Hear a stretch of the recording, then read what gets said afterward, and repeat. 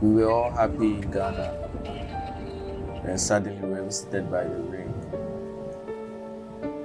On the 22nd of June 2026, the rain stopped us from going to work.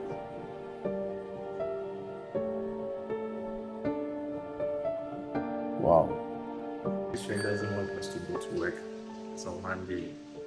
My dog is even worse. See if I can. This is a sad story, and this is the truth. Rain is a blessing, but when it rains in Accra, it's a disaster.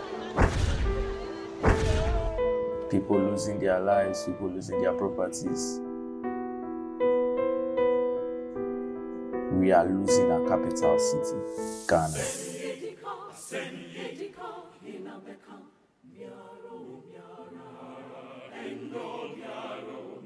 And you know the sad truth?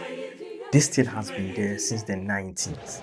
And we have been always curbing this, waiting for someone to save it, whilst we have leaders, whilst we are in this country. It's very sad.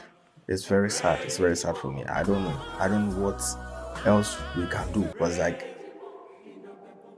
we know the cause.